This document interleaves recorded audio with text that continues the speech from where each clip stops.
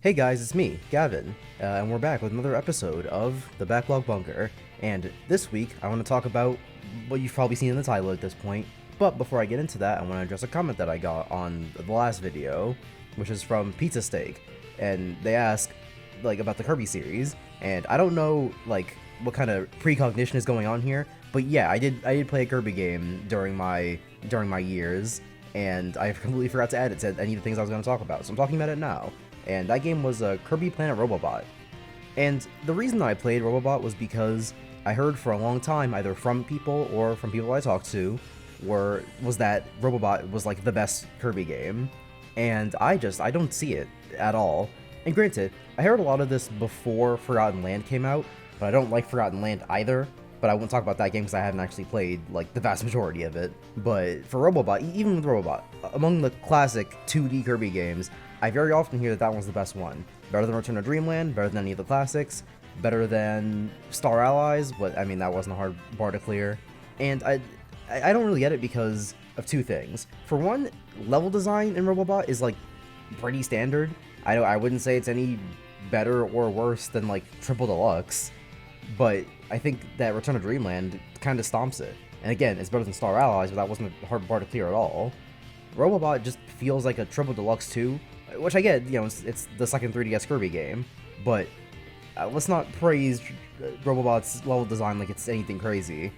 And then, in terms of all the, normal gameplay stuff, like the copy abilities and the Robobot, the copy abilities are, again, pretty standard Kirby fare. They're about as fun as any new copy abilities are. I guess I can say that they're probably better than the ones introduced in Triple Deluxe, except for maybe Hunter, but having good new copy abilities is kind of just standard for the series. I wouldn't praise Robobot for being what should be the standard. And in terms of the Robobot itself, it's honestly not as fun as I thought it was going to be. Because the idea of, oh yeah, you get this mech that can also use copy abilities, but it uses them in slightly different ways than you typically do, sounds really interesting to me. But then you actually get into the Robobot, and while it does appear to be the thing that I thought, which was that they're the same copy abilities, but different. Like, Wheel isn't just a thing you activate now you just have a car. And Jet isn't, like, a thing you can just jet from. It turns into a completely different kind of level. That stuff is interesting to me. But, even with the normal abilities, like Sword, or Cutter, or, any of them, really, the problem isn't that they're different. The differences are actually pretty cool. The problem is that they don't have any moves. Because something to know about me is that I like the Kirby games for the copy abilities. The games, as everyone knows, are not very difficult. And so when you get into the actual fun parts of Kirby, for me, it's playing with the copy abilities. Just because the enemies and the levels are not difficult does not mean that you can't go about them with different copy abilities and just use the ones that you like. The substance comes from just being able to use whatever copy ability to get whatever you want to get done. And then the puzzles are actually pretty satisfying, but for the most part, it's just playing with the copy abilities and all their moves. Which is why copy abilities like the high jump, for example, end up being pretty lame, because high jump just does the one thing, and even that I wouldn't argue it does very well, but even if it did, it only does the one thing. You can only play with it so much before you're done playing with it, you've done everything it can do. And that's kind of the same way I feel about the Robobot. Cutter now being two saw blades you can, just point out wherever you want, is cool, but can we do something else aside from just the saw blades? Other copy abilities like Flame get even worse, because the Flame copy ability already has a flamethrower move among the many other moves that it has, but the Robobot just has the flamethrower.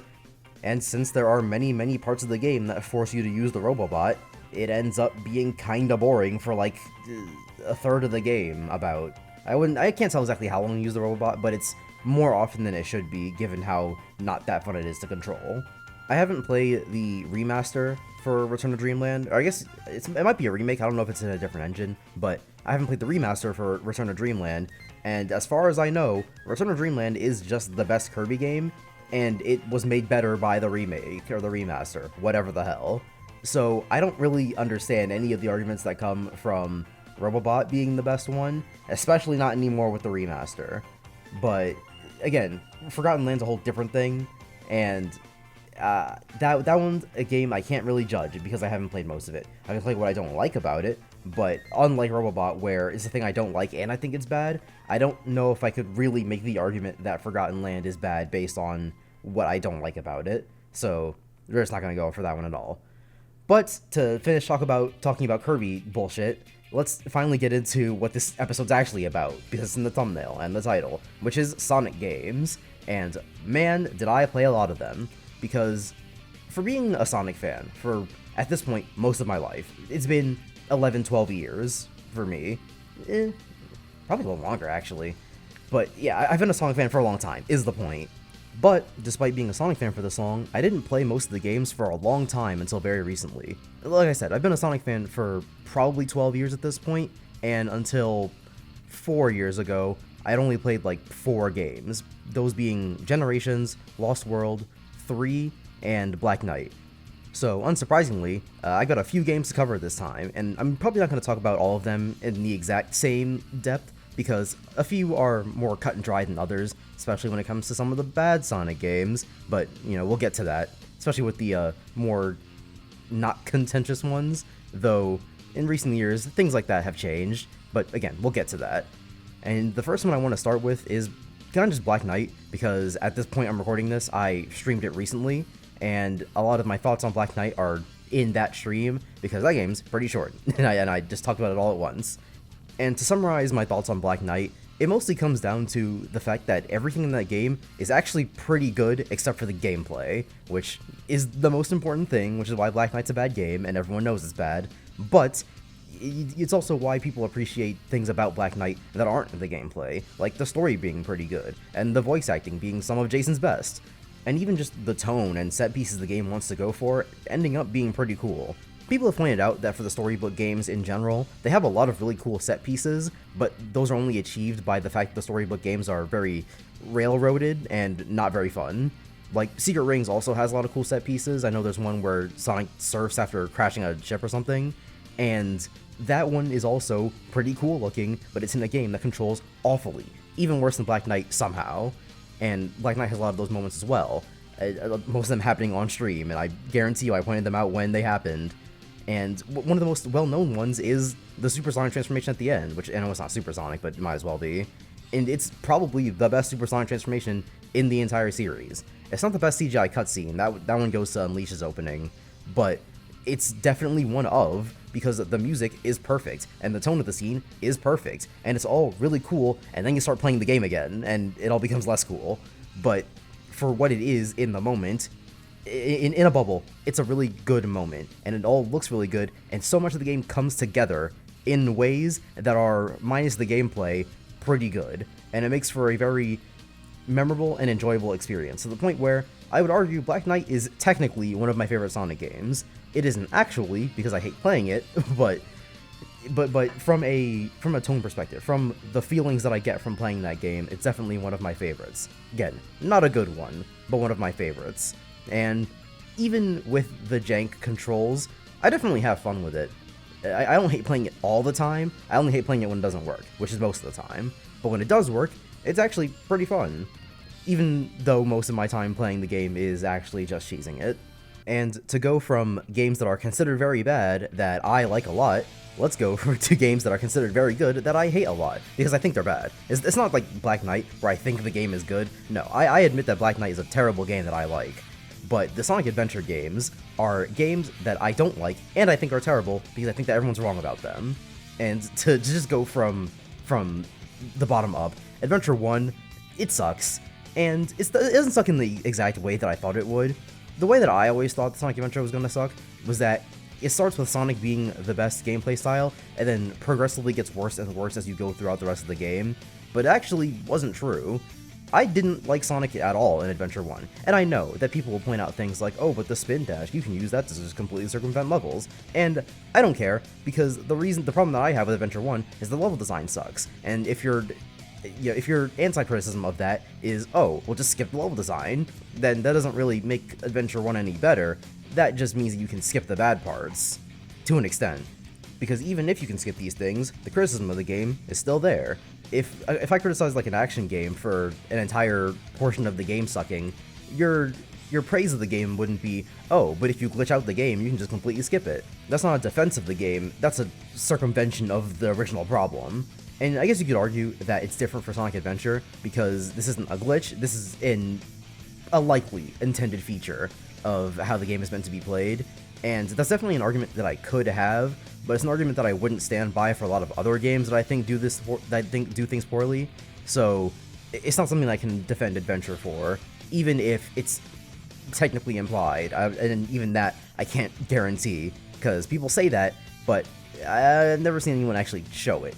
Even if it looks like it's intended, sometimes these things just aren't. There's a lot of Melee gameplay that looks like it's intended, but most of it wasn't, because that game was developed in like 2 years. But people still play the game like that, regardless of whether or not it was intended, so the criticisms of the game and how people experience the game are two different things. But even minus Sonic, that's the gameplay style that I thought was going to be the best, when it actually turned out to be Knuckles. And the reason is because the treasure hunting stages in Sonic Adventure are actually pretty fun, for 2 reasons.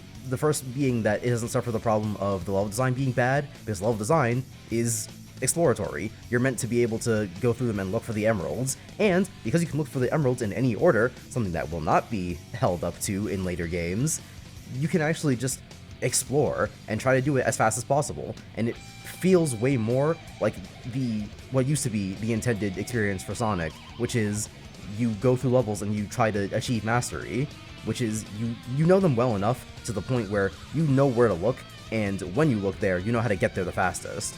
And actually using the tools in the game inspires you to want to do this quicker, because as soon as you pick up on an emerald, your goal now becomes to find where it is in proximity to you as fast as humanly possible. And sometimes it's really straightforward, which, you know, are some of the more boring levels of the game, but other times it really is just as simple as you gotta keep a lookout, and it's pretty fun. I wouldn't say it's like fantastic or anything. If it was just the Knuckles portions of the game, it would probably still only be like a 6 or 7, but that's better than the rest of the game, aside from Tails, who I also was surprised by how fun he was, because for a long time all I knew about Tails was that he was just kind of Sonic's levels, but you have to do them faster because you're racing Sonic. But the goal of trying to get there faster than you do traversing level normally was what made it fun, because unlike Sonic, where you can get to the end of the level however fast you want to within the time limit, and skipping over portions is optional, Tails forces you to actually want to play the game that way. Because again, the criticism of Sonic's point of view is that just because you can play the game that way doesn't mean that it was intended, or that the level design wasn't made intentionally otherwise. Because if you were supposed to be able to skip so much of the game, then why would they even bother designing levels? Why wouldn't they just make a bunch of disparate platforming sections that you can, you know, clear with spin dashes? But with Tails, the way he plays is obviously different from Sonic, and levels like Windy Valley are perfect examples of why you want to play the game differently for different characters. It isn't just, hey, do this in this way because you technically can. It's do this in this way because that's how you beat the game. And the way that I think the games are supposed to incentivize people is that you get them to play in the intended way, and then you want them to do the intended thing better. You don't just want players to come up with whatever bullshit and then have that be the way that they play the game. Not that they can't, and not that games shouldn't be, you know, freeform enough so that people can come up with their own things, but that's not the thing you want them to be doing. Essentially, you want players to come up with their own things after they already decide that they like your game. It doesn't really mean much if players don't like the way that the game is meant to be played and they come up with their own thing. You want them to enjoy both sides, both how the game is intended and whatever they come up with. Like challenge runs. People do challenge runs, for the most part, in games that they already like. You don't see a lot of people doing challenge runs for DMC2 because they love DMC2 all that much. They do it because otherwise DMC2 kinda sucks. I say all this to say that the reason Tails is fun is because he gets you to play the game in the intended way, which is also the way that the game is more fun in, as opposed to Sonic, where the intended way is to go through these stupid, shitty level designs, and then some people came up with the way to play the game better. Unfortunately, after Knuckles and Tails, the game falls steeply off a cliff, which is, with Amy's gameplay style, which is slower than every other character, and just less fun overall, because whatever Amy's intended to do it feels like nothing, because Amy is very much more platform centric than the other characters are, because the other characters can fly, glide, climb walls, or just spin dash all over the place, and get through levels way faster and in way different ways. Whereas with Amy, she just kind of walks normally, and jumps normally, and has a hammer, I guess. Which means that a lot of Amy's levels are just kind of walking through the, again, bad level designs very slowly, and not really doing anything of note. And if Amy, even if Amy controlled better, it wouldn't make the game any better for it, because the things you actually do with Amy are boring. You run away from the robot, but what does that actually entail? Hitting it every now and then with a hammer? Walking at a slightly decent pace? Solving puzzles that aren't really puzzles all that much, but they get you out semi-quickly? Amy doesn't do much in Adventure, and she just kind of is boring for the whole game. There's honestly not much to say about her, because, again, there's nothing to say when she doesn't do anything. Gamma is better than that, and I know that a lot of people will have been confused by me saying that Knuckles and Tails are the peak of Adventure, when Gamma's levels are also pretty fun. But the difference with Gamma is that Gamma's levels aren't fun, they're more just sort of inoffensive. While the idea of starting a level with a short timer and having to continually increase it by playing the game well sounds like a very interesting idea, and probably would have been in a better Sonic game, with Gamma, not only are his levels far shorter than most of the game, but his gameplay is mostly just holding down the shoot button and letting go when you get a big combo. If there were more complexity to how Gamma actually played, then it would probably be more fun. I can imagine that this same gameplay style, but with Sonic and like the boost gameplay, would probably have been pretty cool, because trying to maintain a boost was what makes those games. To an extent, that's kind of what happens in the Rush games, where the more you can keep up your boost combo by either running through enemies or doing tricks, the faster you're able to get through the level. And that's kind of the same principle with Gamma. You want to keep a combo up so that you can get to the level faster in that you have more time in a literal sense, but it's kind of the same thought process. But with Gamma, it's way less fun, because you're not running through levels and trying to keep up your speed and doing tricks and trying to figure out the level design on the fly. You're mostly just holding down the shoot button and walking forward, and then the game ends. So, while I understand the praise for Gamma's gameplay, I don't think that it goes farther beyond holding the shoot button, and I think people give it a little bit too much credit for something that doesn't really do all that well.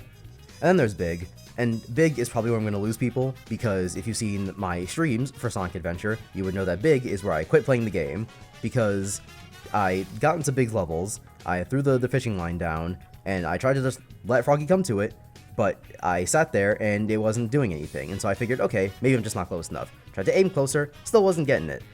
I tried to move the stick, do anything to try and get the line where it wanted to be, and it just wasn't happening. And so I figured that was it, and I quit.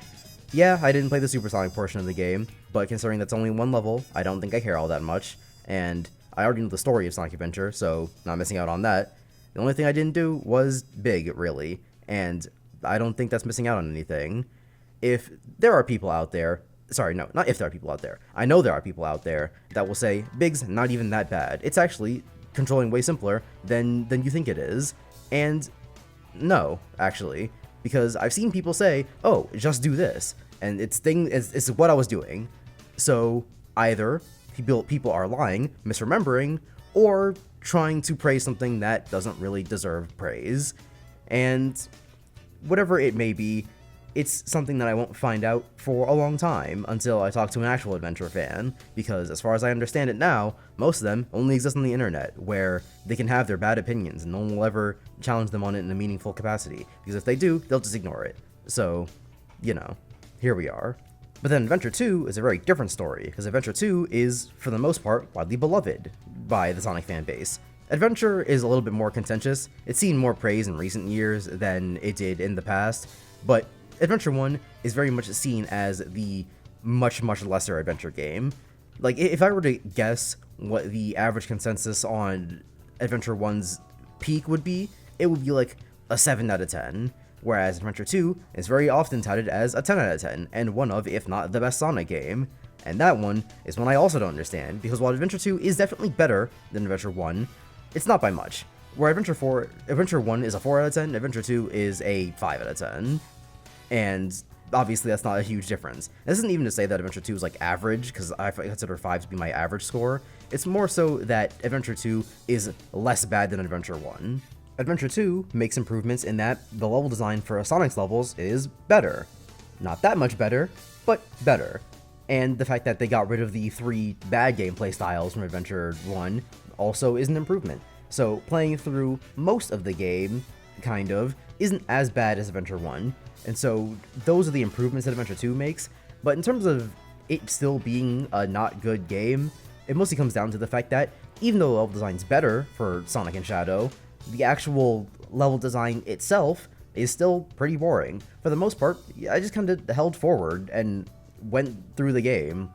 And I know that you could argue that that's kind of what the boost games are, but I would disagree, because you're wrong. I don't love Colors, which we'll get to, but I cannot say that you can just hold forward in that game and get to the end. I wish you could. God, do I wish you could in Colors. But no, that's not what Colors level design is all about. Generations very much starts off that way, with Green Hill being pretty simple, but even in Green Hill, things get different than just holding forward the entire time, especially when it comes to alternate routes, and getting through the end of the level faster. So even Generations, which is one of the simplest Sonic game or simplest boost games ever been put out, is not like that. And then with Unleashed, it's also far different. Again, it's a moment where I almost wish that that wasn't the case, but Unleashed is also very much not a hold forward game. It's probably the most complex boost game that exists. But with Adventure 1 and Adventure 2, you don't really have anything like the boost to try and keep track of and keep your speed up. It's mostly just you hold forward and you jump. And then the homing attack, I guess, but it wasn't very complex in older Sonic games anyway. Not that it's complex in the newer ones either, but either way, point being, the level design just doesn't really do much for Sonic or Shadow. It's not as bad to go through as it is in Adventure 1, but it's also not very fun to go through either. And technically I lied earlier when I said that they took out the 3 bad gameplay styles, because what they really did was they took out Tails, Amy, and Big, and only left Sonic, Gamma, and Knuckles, because Tails and Eggman now have Gamma's gameplay. But it's worse, because, again, like I said, Gamma's mostly inoffensive in Adventure 1. He doesn't help the game, but he doesn't hurt it either. In Adventure 2, this is not the case. Eggman and Tails' levels are way more like actual levels than Gamma's were, and again, I know that I kind of complained about Gamma's levels being too short, but the solution to that was not to make Gamma's levels longer and shittier, because that's what Tails and Eggman are in Adventure 2. Their levels are longer and shittier. Not only do they both control like a fucking horse, but since their level design is way more like actual levels now, they don't seem to place enemies in any way that's like interesting to try and aim for. It's mostly just you fall into a room full of enemies, you waggle the stick around so that it targets all of them, and then you fucking shoot them. With the most annoying sound ever in the history of humankind. I modded it out for my playthrough, but even with the mod, it was still pretty irritating. And it really comes to a head near the end of the game, where you start getting some more annoying enemies to fight, and longer levels, and more instant death pits, where you realize, or I guess not realize in my case, I already knew that it was bad, but you get to more and more examples of Tails and Eggman just fucking you over because they control like ass, and they're not fun. And then with Knuckles and Rouge, you know that I said that Knuckles was the best gameplay in Adventure 1, and unlike Tails, he isn't like monstrably worse, because, you know, it's still Knuckles, but it's still worse. And even then, I don't know if I would consider Knuckles' gameplay worse if I hadn't have modded it. Because what I did for the Knuckles and Rouge sections was that I added a mod that lets you go for the emeralds in whatever order. As long as you were near one of the emerald shards, you would just be able to pick up on it and then go for it. Which is not how Adventure 2 is designed. In Adventure 2 proper, you can only target one emerald shard at a time, and then the order of the level decides that you go for them in. So, even if you're near a shard, if you don't know that you're near a shard, you just can't go for it, because the game won't pick up on it. And it's the case where you'll have to explore the entire fucking Adventure 2 levels, looking for an emerald shard, and when you finally find it, you now have to go searching through the entire level again, because you have no idea what the next one is. You might have already passed it, you might have not. So, you spend far longer on Adventure 2's exploration stages than you did in Adventure 1. And in terms of the actual design of the stages, they're more complex than Adventure 1's, which in some cases is actually kind of fun, like Wild Canyon, but and Pumpkin Hill to an extent, but for levels like Rouge's bank heist, or, you know, whatever it is that she's trying to get the emeralds in, or Knuckles' underwater ruins, you get levels that are way, way worse than they were in Adventure 1. Then you get to the end of the game for Final Rush, and basically everyone who isn't Sonic or Shadow just has really, really, really bad levels. And even Sonic and Shadows aren't that great, but they're better because for the most part, it is more typical Sonic Adventure platforming, which again, I don't think is that good, but it's better than what the rest of the characters ask you to do, which is a bunch of really, really bad combat with Tails and Eggman, and not even exploring for Rouge or Knuckles. They're kind of just doing their own gameplay, but for more typical levels, which isn't really fun, because they're made for exploration. Not that they do it that well in Adventure 2 anyway, but still. And normally I wouldn't try to make a big deal out of this, because Sonic stories are never, like, the most interesting things to me anyway, but in Adventure 2, one of the things people praise a lot about that game is, oh man, the story is just so good. And I don't get it, man. Like, listen, I understand that it's sad that a little girl got shot and Shadow got mad about it, but what else is there to the game? A girl got shot and Shadow got mad, and also Joe wants to blow up the world, but Maria actually told Shadow to protect the world. Okay. I can tell you where the interesting ideas are in Adventure 2's story, but in terms of the actual story itself, what's the writing people are looking at and praising and going, this is the good part of the game? And I'm not even saying that Adventure 2 story is bad or anything. It just kind of is. It's a facilitation for the game to happen, and until the very end of it, it doesn't become even kind of interesting. So what exactly is the part that people praise? What makes Adventure 2 story so good, and not just alright? I also played a bit of Shadow the Hedgehog in my string of playing Sonic games. I didn't beat it, but I just played through one route and said, alright, that's enough.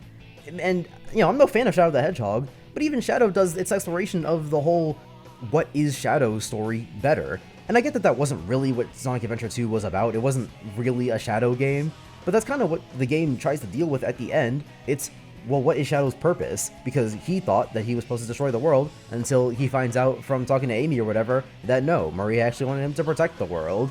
And if that's the part of Adventure 2 story that people are praising, a lot of people love Shadow. Well, I know people are turning on Shadow now because the revisionist history is hitting them hard from the Generations remaster, but realistically, for a long time, people did not like Shadow's story.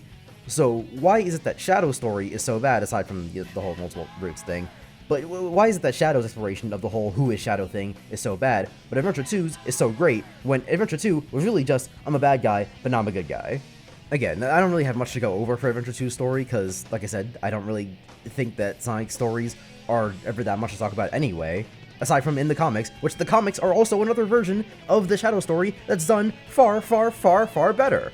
And granted, that's kind of unfair, because Archie does a lot of things in Sonic's story better than the actual games do, and same goes to the IDW comics, but that's a whole different thing. And so, yeah, I understand that's not that fair, especially since the comics are entirely story. There's no game to have to balance with. But still, I don't understand the praise for Adventure 2's story in terms of it being one of the factors that people say makes Adventure 2 one of the greatest Sonic games. It just doesn't click. And speaking of Sonic games that just aren't clicking, what's the deal with Colors? Because Colors has been on a roller coaster, let's just say that. Because when it first came out, people praised it for being a return to form for Sonic. We're finally out of the Dark Age, people decried, and Sonic is finally good again. And I understand why people said that. It's because Colors was very much more of a normal game. They got rid of Sonic's stupid friends, which is a thing that a lot of people were saying at the time. And I know I talked about Black Knight already, and again, it's something I pointed out on my stream, but Sonic and his stupid friends was always a stupid criticism, because games like okay, the problem was always that Sonic did not know how to balance his stupid friends, because games like Adventure, which was the first real 3D Sonic outing, decided to have 6 fucking gameplay styles, and 2 of them were for 2 of Sonic's new stupid friends. They couldn't even just bring back Knuckles and Tails and then maybe one more stupid friend for, again, what was Sonic's first real 3D outing. And just like, okay, compare it to Mario 64, where they spent so long just trying to get Mario to control well and in a way that they thought was fun. The Sonic team decided to do that times 6 for some fucking reason, and people are astounded that I consider that game bad. But, okay, but in terms of the actual game, they decided to do 6 gameplay styles for Sonic and his stupid friends, and a lot of things like that continue for the other games, except for Black Knight, because Black Knight also has Sonic and his stupid friends, but Black Knight knew how to pull back with it, because not only does it limit the amount of stupid friends, which is only 3, unless you want to count Tails and Amy, but for the most part, Tails and Amy don't really do much in the story. Tails is nothing past, like, the first cutscene, and Amy's in, like, a decent amount of the game, but she doesn't have much of an impact. She just kind of sits there to tell a story. But for the most part, Black Knight did not have a lot of stupid friends. It was at most 4. And then when you play as Sonic and his stupid friends, you only play as the stupid friends for 1 level. So they don't force them down your throat. They make you play as them for 1 level. And even then, you don't have to play as them. You can just play as Sonic for those levels. But they encourage you to want to play as the other stupid friends. But hey, if you don't want to, you don't have to. So that you don't have to play as the stupid friends, and they're just Sonic's friends. But other games did not know how to hold back, and that's why it felt very much like a Sonic and his stupid friends problem, which Colors decided to overcorrect with by having none of the stupid friends, except for Tails. And it had much more of a lighthearted tone than games like Sonic 06 had, so people were just more receptive to this version of Sonic, especially since Roger Craig Smith, which I'm no fan of his Sonic voice acting nowadays, but I'll be the first to admit that Roger Craig Smith's Sonic voice is a perfect fit for Colors' tone. The reason that I hate Roger's voice now is that they keep trying to do things with his voice that aren't actually fitting of Sonic. It's less apparent in games like Forces or Generations, but in games like Frontiers, which is something that a lot of people have pointed out about that game's voice acting, they try to be far more serious with Sonic in that game, but that's not really what Roger's voice is for. He's even doing interviews where he's talking about, like, oh yeah, they wanted me to just do my voice like this for Sonic the Hedgehog, and it's like, that's not what Roger's Sonic voice sounds like, and it's not the kind of tone that that voice is for. If you want Roger to do a Sonic voice, it's gotta be for a game like Colors, and unfortunately, Lost World, where the tone is just far more jovial and jokey and quippy. That's what Roger's voice is for, because Roger sounds awesome in Colors. I love Roger in Colors. He very much fits that game's tone all around the board, which obviously other people appreciated, because again, Colors was very much loved when it first came out. In terms of the gameplay, which I haven't talked about yet, the gameplay was also pretty straightforward. Colors is a more tedious game than I would like, but for the most part, it's very easy. I beat it in like 1 stream, I'm pretty sure. So, again, that's another thing where I understand why people liked it back then, because it was a simple, short, and fun to other people experience. But I guess as time went on, people started to sour a bit more on Colors, but that was mostly for, like, the story things. People were not as much of a fan as Roger's voice. Again, as time went on, initially people were pretty on board, but people were not a fan of Roger's voice, to the point where they started making fun of the fact that he was in Pizza Hut commercials, which granted is one of the best things about, like, Sonic Zombie, but that's a whole different Sonic thing. I can make a whole fucking video about Sonic fan projects that I got into, but the point being, people weren't as much of a fan of Colors' tone, and in terms of the gameplay, people still liked it. The gameplay is the one part about Colors that people never really soured on, which is weird, because the gameplay part of Colors is the one part that I didn't really like.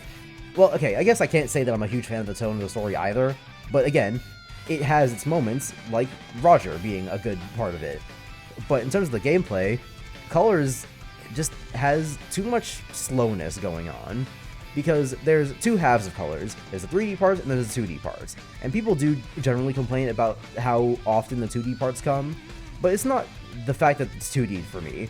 There are 2D parts in Generations that I love as Modern Sonic, so that's not a problem.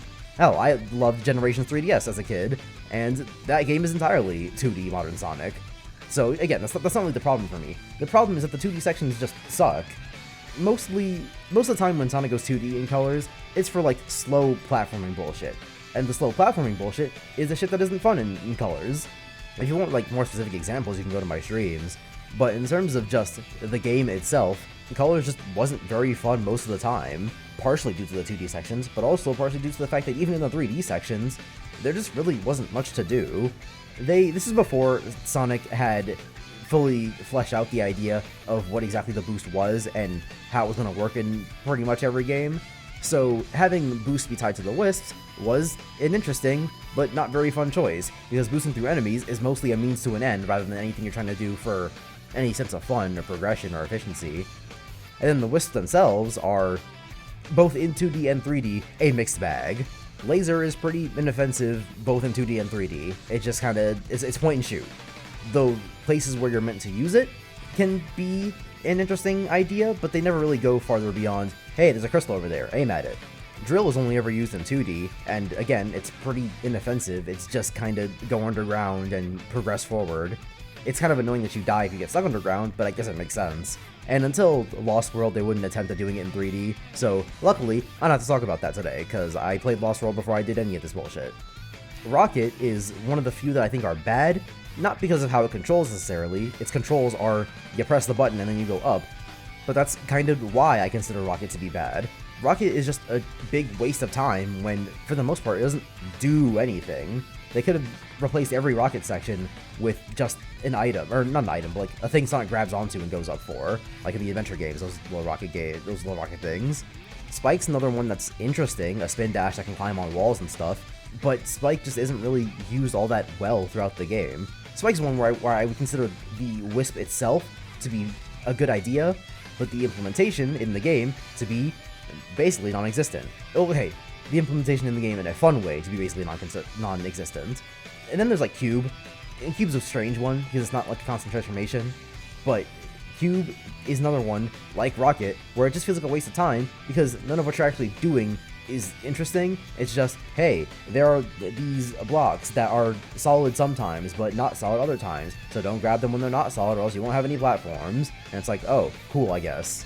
The hover sucks because it's another waste of time, and it's just a way to replace the Lightspeed dash, but slower and shittier, so hover can also suck my dick. And then Frenzy is one of the few actually good ones, but Frenzy's also one of the few that you don't really get to do much with. You don't get it until basically the end of the game, and then even when you do get it, it's really just used in the hold forward sections. The idea of you want to keep eating shit so that you keep getting stronger and make the form last longer is interesting, but they don't do anything with it. And the Colors levels are so short that even when they do something with it, which is to say that it's a level that's slightly longer and so you might want to keep Frenzy for longer, it's still just hold forward. There's nothing all that substantive about it, and it's just kinda lame. The only part where I think that Colors gets pretty good is when the game ends. And I don't mean that in a sarcastic way of, oh, the game's over now, that's the fun part. I mean it in that the final boss is actually pretty alright, and it's an interesting idea that the boss uses different versions of your Wisps. And it's also just a pretty good set piece. The music's blaring, it's an orchestral version of Reach of the Stars, and it's an auto-runner level, so you get to feel that sense of speed all the time, which is kind of what, not Final Hazard, what's it called in Rush? Terminal Velocity. Terminal Velocity, which also, fantastic name for a stage in Sonic, probably one of my favorite stage names ever. Terminal Velocity is like that for most of the stage, but then it gets kind of weird when that crab thing shows up, and it just doesn't work properly. Unless there's something I didn't understand, I don't know. But Terminal Velocity is also a really good stage. And so, Sonic Colors doesn't really get good until the very end of the game, and for the most part, it was just kind of alright. It's like a 6 out of 10 Sonic game. And so I don't really understand where it stands among the community nowadays. The community nowadays is much more defensive and bitch-made, for lack of a better term, nowadays. So they kind of consider every Sonic game to be good. But in terms of like a realistic viewpoint of Colors' stance in the series, I'm not sure nowadays. But honestly, it doesn't matter because, like I said, I still think it's just a 6 out of 10 game anyway, so even if the perception was still good or had turned to bad, whatever it might be, the Sonic fanbase is typically pretty wrong about these things. Which also applies to Colors for the DS, which I probably won't talk about for as long since there isn't as much to talk about. But Colors DS is kind of just the Rush games again, but with a Colors coat of paint. And the Wisps are generally worse in DS, aside from Burst. Burst is actually pretty fun, but for the most part, the other Wisps are just not as good in DS, and the Rush portions of the game where you're, boosting through people are almost good because it's better than Colors Wii boosting, but it's not as good as Rush boosting because you can't do as many things to get your actual boost gauge up. So Colors DS was just kind of underwhelming, especially since I played it after I played the Rush games, and the final boss is also worse because it's stupid platforming bullshit. And then the true final boss is also worse because it's a supersonic section that just isn't very good. So, there you go. Except, there was one thing about Colors DS that I really, really love, and if the rest of the game was as good as this one thing, then it would probably be one of my favorite Sonic games ever. And that's the special stages. The special stages in Colors DS are the best special stages the series has ever put out, with the second best being Rush. And that's because, obviously, the two special stages have a lot of similarities. But the one difference is that Rush uses rings that you collect for every tube section, whereas Colors uses orbs. And the reason that I think that Colors is better than Rush's is because, while Rush's is good, the rings are mostly straightforward. You collect as many rings as you need, and then you go to the next section, obviously, right? But the reason that I think Colors is so good is because you don't just collect the orbs you need to collect and then on to the next section. The orbs are in all three colors in every section, and you're not just trying to collect the orbs you need, you're also trying to avoid the orbs you don't need.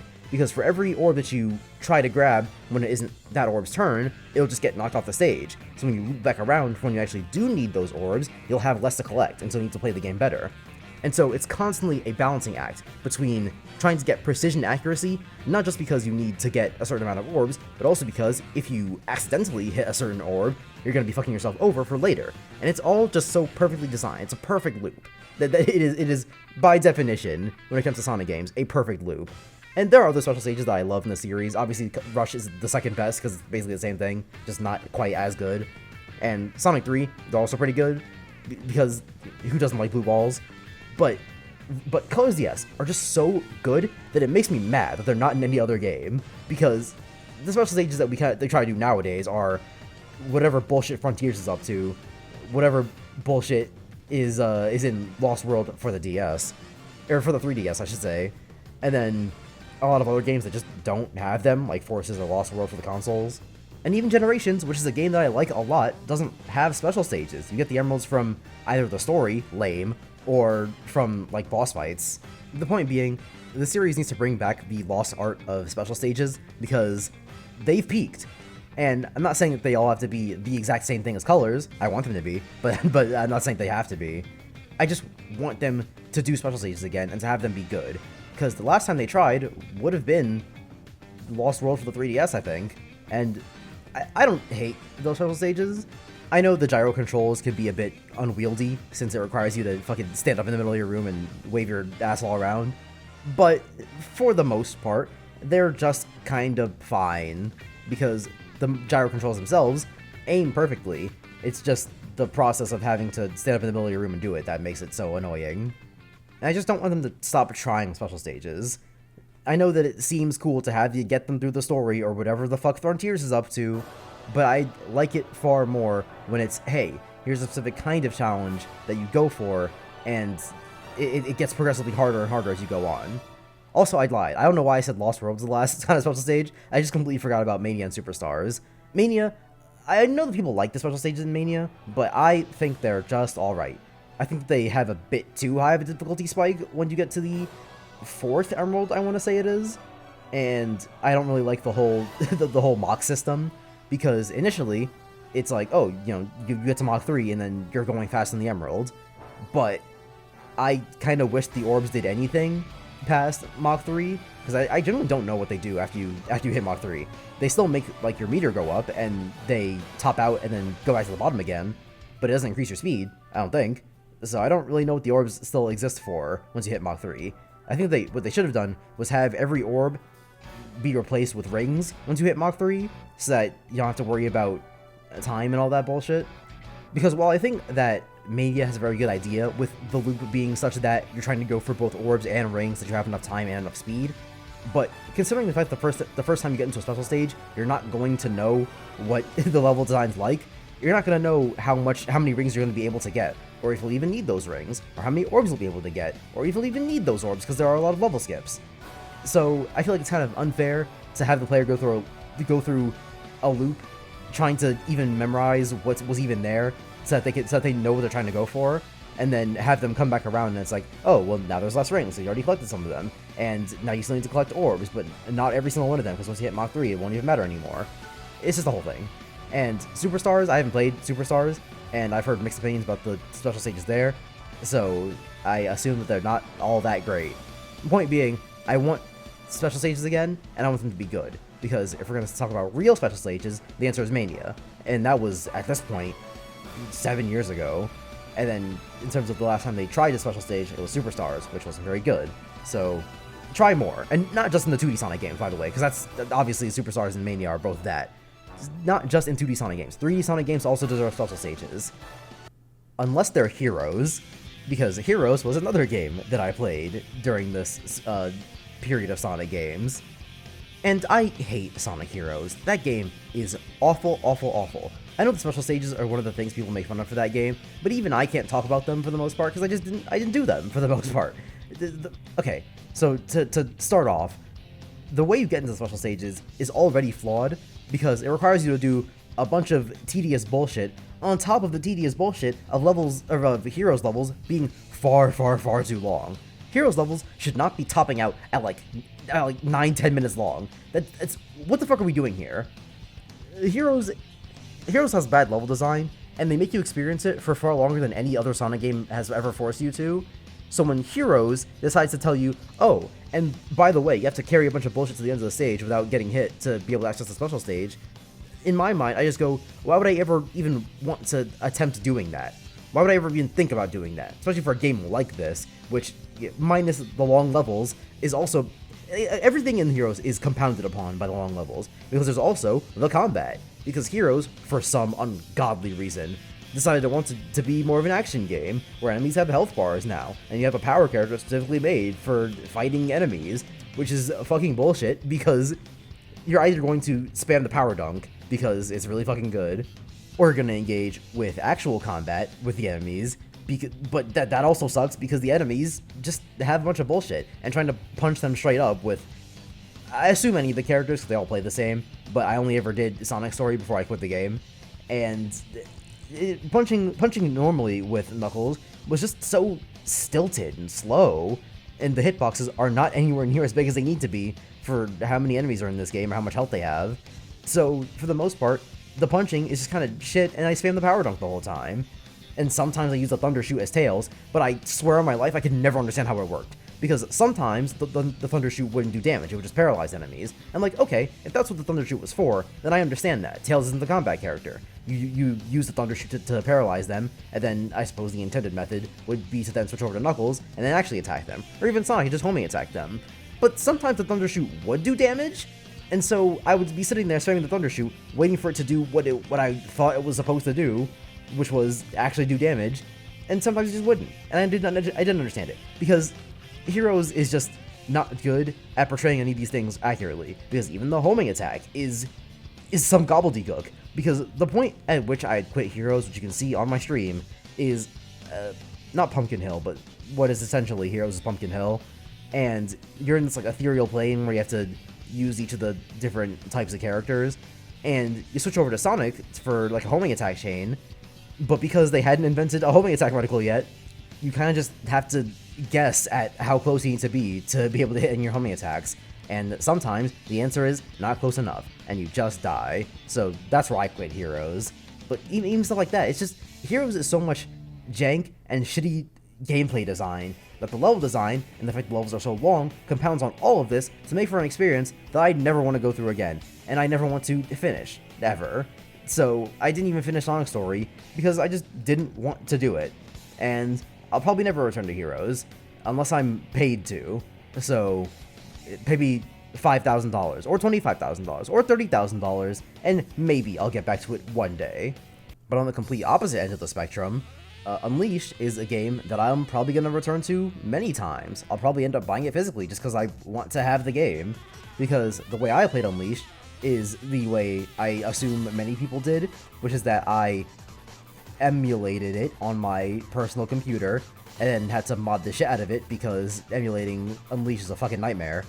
And UnWiished was a game that for a long time I assumed was one of the bad ones, because again, I had not played most Sonic games in my time growing up as a Sonic fan, so when I was like 8 years old seeing UnWiished on the shelf at GameStop, I would see the stupid ass cover with Sonic being like, there are two wolves inside of you, and I would think, man, this game really is stupid, huh? He turns into a werewolf? That's fucking weird. And obviously things like Sonic Shorts didn't help. Not to say that Sonic Shorts are bad, mind you. They're some of, if not the best Sonic fan content that has ever been put on the internet, bar none. So do not mistake this as me putting down Sonic Shorts. But things like Sonic Shorts making fun of things are like, oh, and then Sonic turns into a fucking werewolf where no one can recognize him for some reason. That's one of the things that colored my perception of Unleashed for a long time. And I always assumed that the combat portions of Unleashed with the Werehog were kind of bad and stupid. And then I actually played Unleashed, and they're not, really. They're kind of mid, for the most part. There are actually even times where they're kind of fun. Mostly after you end up unlocking a lot of moves, but the point being that for the vast majority of Unleashed combat portions, it's alright. It's inoffensive. The biggest problem with the Werehog mostly comes from the fact that the combat levels are just too long. They top out at like 15 to 30 minutes long sometimes, and I wouldn't even necessarily have that big of a problem with it, because in the moment, they don't feel like they're that crazy. It just feels like, you know, you're doing the combat portion of the game. The problem is when you stop doing a nighttime stage, and then you go to a daytime stage, and you're like, oh, finally, the much better part of the game. Because I don't have much to say about the daytime stages. Everyone knows that they're pretty good. It's the pinnacle of Sonic Boom's gameplay, not just from set pieces, not just from a set piece design, not just from a gameplay design standpoint, but also from the fact that they give you a better sense of speed from having you just do more. Like, again, it's set pieces and gameplay in terms of, like, the actual buttons you press, but then even just the levels themselves, the alternate routes are really good to go for, or are really fun to go for. The minute-to-minute gameplay of making quick decisions is also really fun to go for, especially in that one level where you're running over the water and you have to like dodge the falling pillars, which is a little bit janky because the falling pillars seem to be timed specifically to try and fuck you over, but for the most part, it's good stuff. So I don't really need to go over the daytime stages all that often, or all that much detail. But the problem is more so that, like I said, you go from a nighttime stage, which is like 15 minutes long at bare minimum, to then you start playing a daytime stage, and you're like, oh my god, finally, the fun part of the game, and it's like 2 minutes long, and then you're back to the nighttime stages, sometimes 2 in a row. The most egregious example, and I remember the stage name off the top of my head because it was just that abhorrent to me, was that I had gotten out of a nighttime stage that was like 25 minutes long, and that's on the upper echelon of how long the stages take. Again, even 15 minutes is still pretty long, but 25 is like one of the worst ones. And so I gotten out of that stage, and I was like, okay, fine, whatever, dog. Back to a daytime stage, and I went to do Arid Sands Act 2, and Arid Sands Act 2 lasts for, I kid you not, a minute. Exactly one, well, not exactly 1 minute, but almost exactly 1 minute. And I saw the stage time, because I got to the end of the stage and I was like, wait, that's really it? There's no way it could have been that short. I see the stage time at 1 minute and I'm like, okay, I know I S-ranked that, but really? A minute? That's it? I'm already done? I can't play the good part of the game anymore? And it was like that for basically the entire game, but that was like the most extreme example. Wow, that's the whole stage? So yeah, people were definitely overselling just how bad the Werehog was, because it's not even bad necessarily. But I wish they had told me more about how fucking long they last, because my god, do they last. Especially when it comes to stages like Eggman Land, which top out at like 30 minutes long. And speaking of Eggman Land, that was one of the other things that I heard about Unleashed for a long time, about like, oh my god, Eggman Land's like the hardest thing that's ever happened in a Sonic game. And I don't see it. Like, I wouldn't call myself a Sonic Pro or anything. I'm really good at Generations, but in terms of Unleashed, I wasn't like fantastic at most of the stages. I had to end up replaying them to get like good scores on them. But Eggman Land is just not hard, guys. It's not really. I S-ranked it first try. And again, I'm not saying that's like, oh yeah, I'm just so good at Sonic games or whatever, because I generally don't think that I am that good. I think Eggman Land just isn't that hard, because the Sonic portions of Eggman Land aren't hard at all, and the Werehog sections, they're a little bit more demanding than the rest of the game, specifically due to the platforming sections, but they're not like that crazy, guys. Eggman Land is just not asking all that much of you. A lot of the time when I hear people talk about a part of a game that's bad or good, and I just don't get it, I want so desperately to just be able to stand over their shoulder while they play it, and then ask them, okay, where's the hard part? Where's the bad part? Where's the good part? Because people can say these things, but I want them to, but the most important part of these experiences is exactly when you realize these things. And that's part of why I like to stream a lot of the Sonic games that I played nowadays, because whenever the bad parts come up, or even the good parts, or even just not even for Sonic games, for like any game I play on stream, I like being able to point at the things that are currently happening and going, this is bad. it's kind of what my Persona 5 streams are all about. It's different for me to say, oh, the Persona talking segments are really bad in Persona 5 because of X, Y, and Z, even if I have proof, because, you know, the proof is right there. But it's even more impactful for it to be proof that happens in the moment, because even with proof, it can very much feel like, oh, you're cherry picking.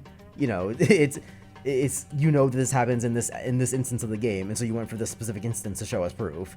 But when it happens just live on a stream, and I go right there, it's far more important, because I cannot have picked that example out myself. It just happened, and I can go here, right here.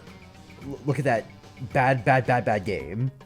I say all that to say that I want to be able to stand over someone's shoulder when they're playing Eggman Land and say, okay, when does the hard part come up? Because if I see them playing the game like a fucking idiot and they suck at the whole thing, then I'll know, oh, Eggman Land isn't hard, you just suck. But I will tell you what part of Sonic Unleashed was hard, and that was not playing the real version of the game. Because, fun fact, the first version of Unleashed that I played was not the actual version of the game. I didn't play that on stream. I played that on my own time. The version of Unleashed that I played first is what I did on stream, which was what is known by the fanbase as Sonic UnWiished, because it's the version of Unleashed that was released. Okay, the version of Unleashed that was released for the Wii and the PS2. And this was back when games that were cross-gen were like actually kind of different versions of the game, and not like what happens nowadays, where games that are cross-gen are the same game, but with slightly different graphics, and sometimes you can't even tell that much. But it was back when the older gen versions of the game had to be compromised versions of that game, because Sonic Unleashed is very much a different experience than actual Unleashed. Because not only does the boost work differently and worse, the levels are also designed differently and worse. And the Werehog actually kind of plays the same, but it's also worse. The levels designs are not anywhere near as good, and actually controlling the Werehog doesn't feel anywhere near as good. To put it simply, Sonic Unleashed is one of the worst games I've ever played in my life. But even horrible games like UnWiished can have sparkling moments of clarity, at least in comparison to other things. Because for as much as UnWiished sucks, horribly sucks, it has something that proper Unleashed does not have, which is, or I guess it's the other way around. Unleashed proper has something bad that Unleashed does not, which is the medal system. Because in Unleashed proper, the medals, you have to search through the levels either as daytime Sonic or nighttime Sonic to be able to progress through the rest of the game. And as nighttime Sonic, it's not that bad, because the Werehog itself is already slow and lumbering. You're going to be spending most of your time slowly walking through these levels anyway. But for daytime Sonic, it is nowhere near as acceptable, because for daytime Sonic, you're speeding through these levels. You aren't sitting back looking for moments to go for medals that could be in these far off places. And sometimes you get medals just for playing daytime Sonic how you would play daytime Sonic, which is you go for like a higher route or a faster route, and it's like, oh, there's a medal. That's nice. But sometimes they really want you to go out your way for these things, and that's just not fun most of the time. I understand that a lot of the intended experience for Sonic games is to replay levels, but you replay levels for better scores. You replay levels for mastery at the game. You don't replay levels because you literally have to be able to progress. That's just not what Sonic is about. Like, you know, I went for 100% in Generations because I liked replaying the levels to go back for things that I had missed, like Red Rings. I did not like to replay levels in Unleashed because I wanted to go back for more medals. I replayed levels in Unleashed because I thought they were fun. Like Arid Sands Act 2, that minute-long stage. The music is fantastic, and for being a minute long, it actually makes it pretty fun to speedrun, because it means that if I mess something up, or if I just don't get as fast as time as I wanted, it doesn't take that long to just do it all again. So, it's not like I'm saying that replaying levels is just a straight up a bad thing, it's that I don't want to be forced to replay levels. Which is why I'm not, like, ashamed to admit that I modded Unleashed. Well, okay, I had to mod Unleashed, because, again, it just doesn't really work all that well when you emulate it. But because I was already in the process of modding it for that, I figured I might as well add mods to get rid of the medal system, because for the most part, I had enough levels to get through the game, but by the time I got near the end, I was like 5 behind, and so I said, fuck it, I'm just going to mod the medals out, or the medal requirements out, because I don't really want to replay Unleashed levels because the game wants me to progress through them. I want to replay them on my own time whenever I feel like I want to, which is why I still have Unleashed installed to my PC, which I'll probably get rid of whenever I buy the game physically. Maybe, depending on how well my 360 still works. Or if they ever do Sonic X Silver Unleashed, or Sonic X Amy Unleashed, but that's who knows what they'll do with Unleashed. I really hope that it gets a re-release, because I refuse to believe that Colors is out here getting Ultimate, and Generations is out here getting X Shadow and a whole new fucking campaign slapped onto it, but Unleashed, the Sonic game that people very often go, hey, where's it at? Because it's really fucking good, is the one that they're like, nah, we just won't release that one, re-release that one. Like, I guess you can technically play it on a Series X nowadays, but that's if you already own Unleashed, because you can't buy it digitally anymore. Not that I would anyway, because I want to add it to my collection, but still. But unlike Unleashed, which I want to add to my collection, Sonic Forces is a game that I forced out of my collection, because this is another game that I streamed, but I did a specific kind of stream. Because, fun fact for those who don't know, Steam has a policy where you can refund a game if you played it for less than 2 hours and you've only owned it for 2 weeks. So, what I did for Sonic Forces was I did a bit of a speedrun from what I like to call the Steam refund percent, which is you play the game completely normally, and by the time that you're done with it, you close the game and you see if you can refund it on Steam. Because Sonic Forces, as people mostly know by now, is a very short Sonic game, especially compared to a lot of other Sonic games. Because even the classics, like Sonic 3, is a pretty long Sonic game, all things considered.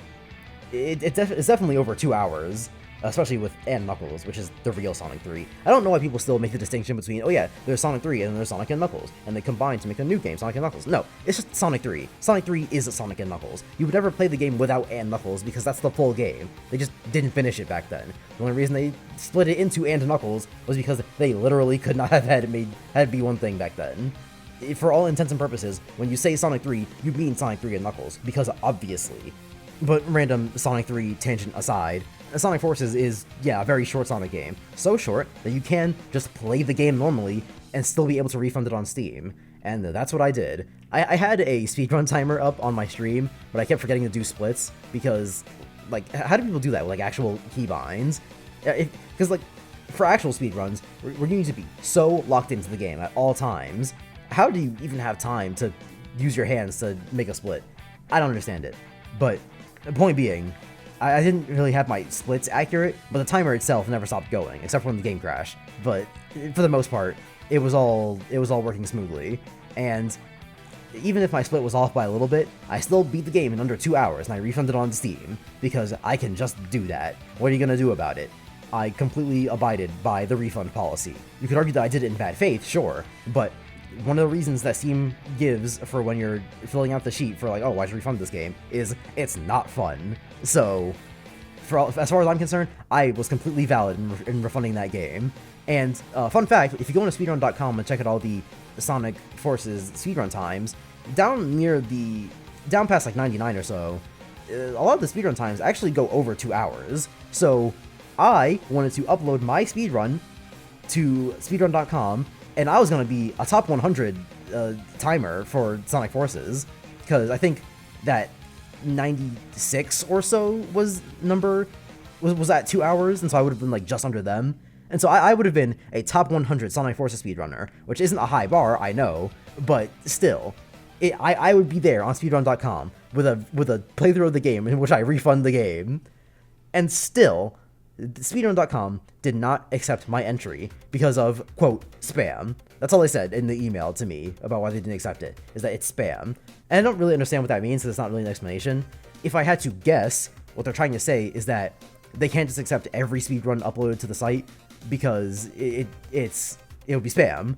And so when they look at a speedrun to see if it's, like, an actual genuine attempt, they look at my stream where I'm sitting there shooting the shit with my friend and talking about how bad the game is and how I'm going to refund it after I'm done playing it completely normally, not even trying to speedrun it for real. They go, okay, this shouldn't really be accepted to speedrun.com, and they denote it as spam. I disagree. I think that's a stupid reasoning, if that is the reasoning. Again, I have no idea. That's just my assumption.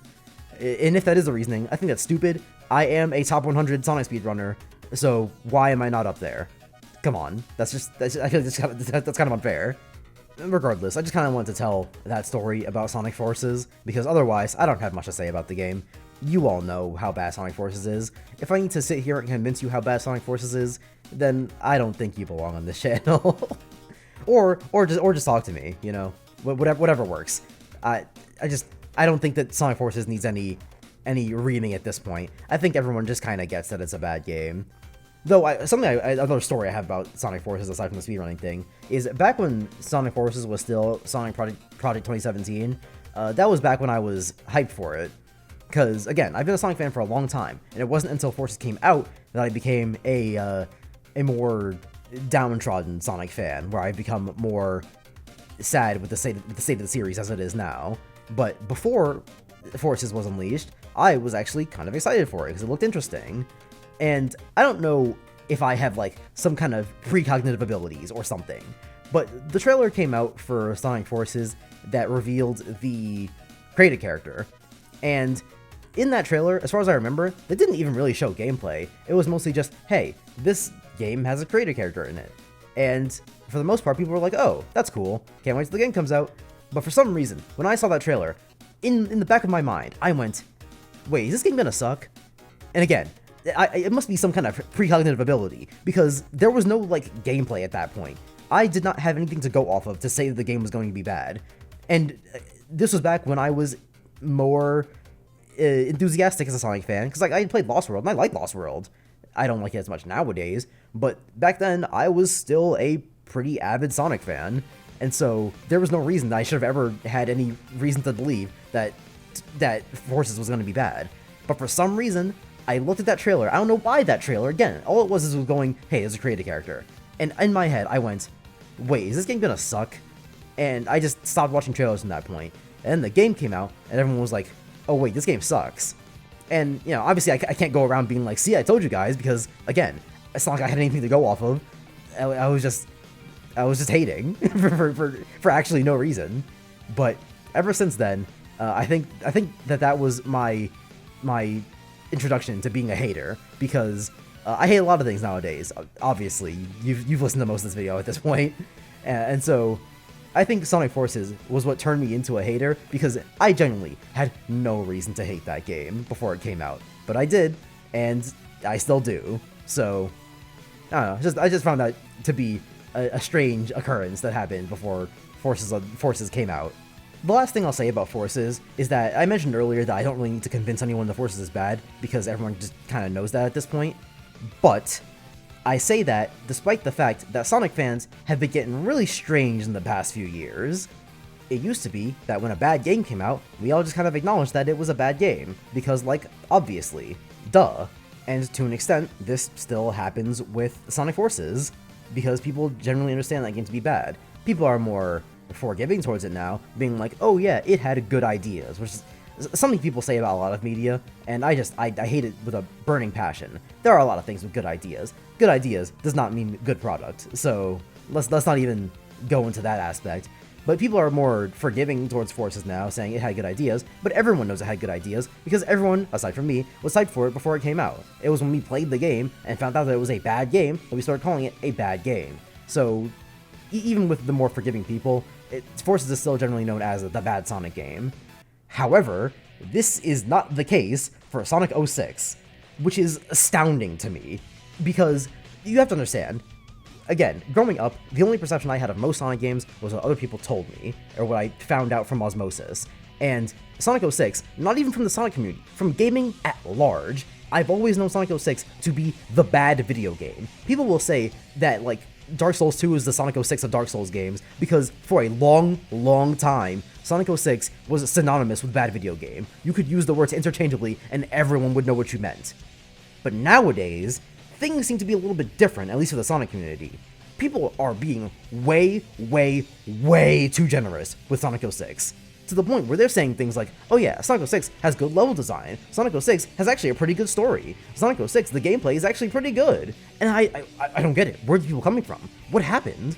I'll talk more specifically about Revisionist history at the end of this episode, but for now, I just want to keep it as simple as why are people saying Sonic 06 is good? Because even when I actually played Sonic 06, and it wasn't just people were telling me about the game, even when I finally played Sonic 06, it didn't surprise me, because yeah, Sonic 06 sucks. Everyone is supposed to know that. The level design is, in fact, awful, the story is, in fact, awful, and obviously it's a glitchy, buggy mess, which everyone, of course, knows. And yet, we still have people coming in droves on Twitter talking about Sonic 06 is overhated. No, I think it's very properly hated. I think it might be the most accurately hated game of all time, aside from, like, maybe Duke Nukem 3D, but among the pantheon of bad games, Sonic 06 belongs there very, very righteously. I don't understand how anyone could ever argue otherwise. Okay, no, that's a little bit of a lie.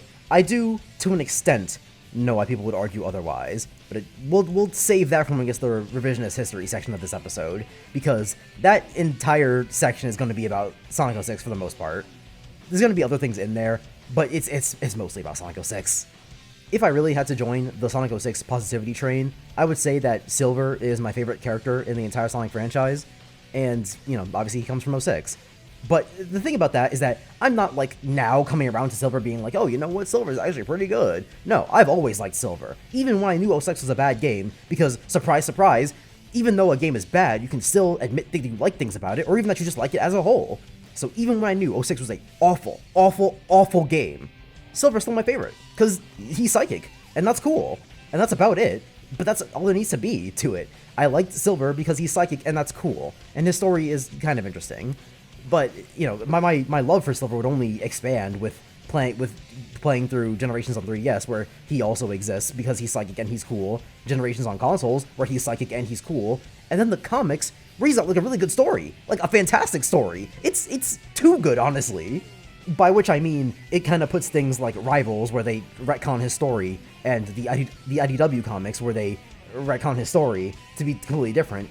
The Archie comics beat the fuck out of them by, like, thousands of times. Like, I've wanted to get into the Archie comics for a long time, and I've begun reading them from a starting point, not at the very beginning, because, I mean, come on. But I've started with the Archie comics recently, and the reason I've wanted to, for a long time, was just because I like Sonic. Sonic is probably my favorite franchise of all time. Not a series of games, mind you. There are games that are more consistent that I like more than Sonic games. But in terms of a franchise, as in everything that franchise encompasses, Sonic is probably my favorite. And I've wanted to get into the comics for a long time because, again, I like Sonic. And I've read things like the Mega Man crossover for the comics, and I thought that was fantastic. And so I've read a lot of disparate parts of the Archie comics that I liked a lot. And so I wanted to get into those for a long time because of those. However, the thing that finally convinced me to actually just dive right in and start from a starting point and not just go with, like, specific issues, and to finally dedicate myself to actually doing this, was that I was sitting at home one day and I just felt the urge to reread the Sonic Super Special that I had sitting on my bookshelf, because I've had it for a long, long time, but as a kid it was just, you know, a few disparate Sonic comic stories. I didn't really know much about them, but I decided to reread it, and I got to the silver part of the Sonic Super Special. I don't remember which one it is, but I got to the silver part and I said, damn, I forgot just how fantastic this is. This makes me unbelievably intrigued to find out what the hell's going on here. And that's when I finally decided, okay, now is about time.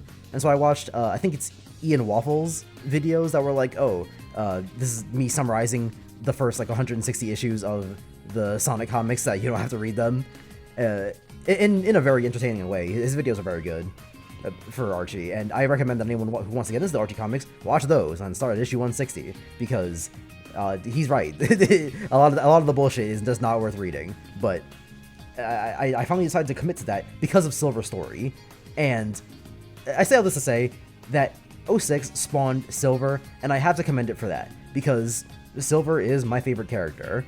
However, me loving Silver will never change the fact that 06 is a bad game. Me loving Silver will never change the fact that 06's story sucks dick even with Silver in it. So,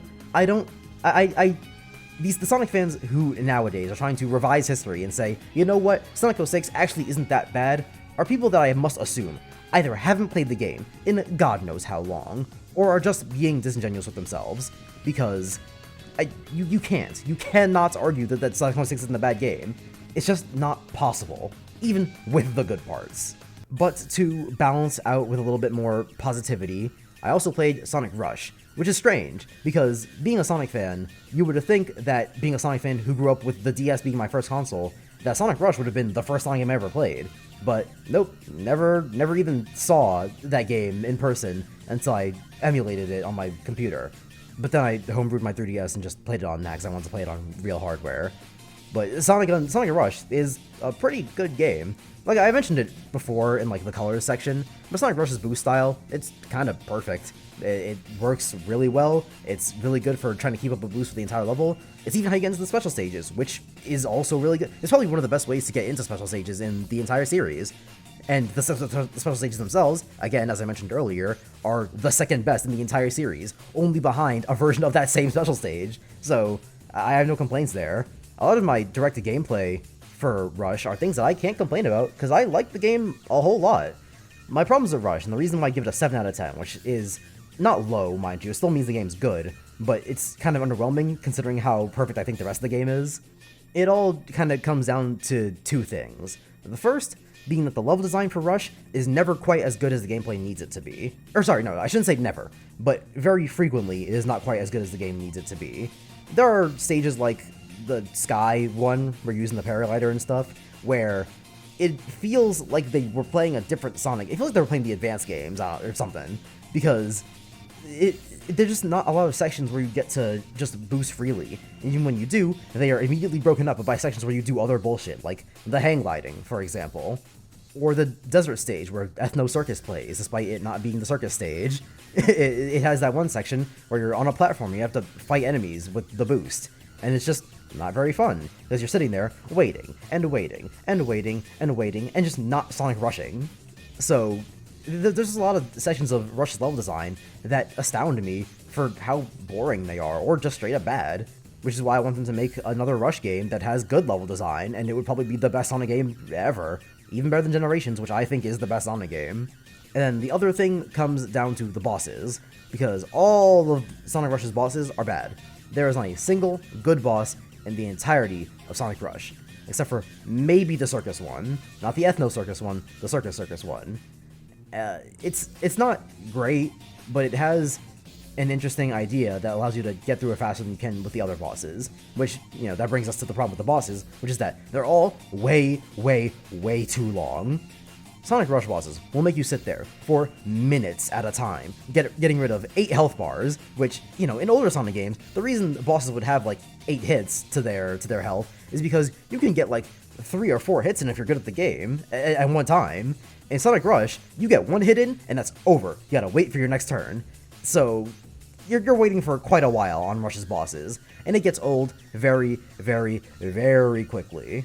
There are only 2 bosses where this isn't the case, and that's where you fight either Sonic or Blaze, depending on who you're playing as, and the final boss. But even that's a bit of a technicality, because the final boss is too long, but it's not being long that's a problem, it's that it's too long, and it's kind of hard for that length. Because if you die, you obviously get sent all the way back to the start. And so you have to do the long parts all over again. If the boss wasn't quite as hard, I wouldn't mind the length. It's the final boss. It's supposed to be climactic. And if it was hard, then I would want it to be a little bit shorter. So the fact that it's both is, you know. And so the fact that it is both being the problem is why I say that it's a technicality. Because I would be fine with the boss being long if it weren't so demanding. But otherwise, there's not really much to say about Sonic Rush. It's brought down by the bad parts, but the good parts are really good. And it's a very valuable game to play. I like Rush a lot, even if I hate certain parts of the game. And I guess I can't really talk about Rush without talking about the music, because Rush's music is very different from the rest of the series, because it was made by Nagano, the guy who did Jet Set Radio. And the music is fantastic in Rush. Even with the final boss, which I don't like that much. I think it's a fine boss. But even with the final boss, I cannot stop jamming to whenever I play that boss, because the song playing, Bomber Barbara, is just so good. And if anything, the only problem I have with Rush's music is that sometimes it feels like the music doesn't quite fit the stage it was put on. It kind of feels like Nagano made a lot of songs that he thought were good, and then sort of randomly had them dispersed throughout the levels.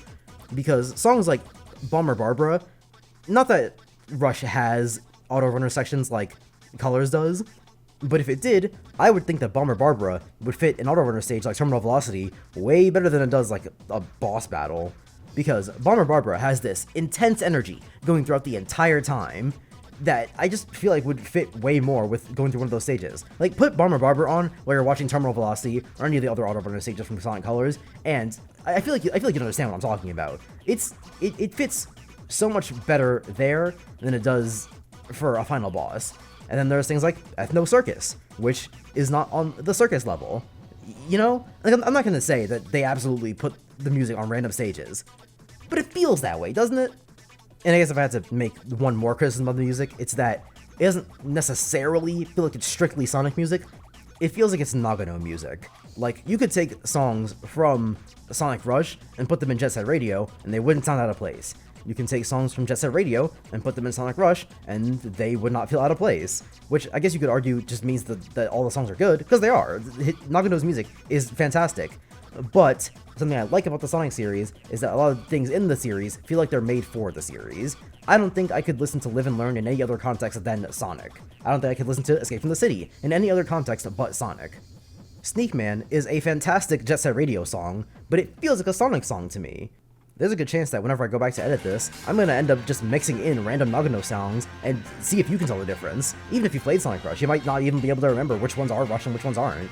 Though, to stick on the topic of music, something that I very much appreciate about the entire Sonic series, from the good games to the bad, is how good the music is. And I know that it's a meme at this point, they're like, oh, no matter how bad a Sonic game is, it'll always have good music. But I mean, it's true. Sonic games almost always have good music.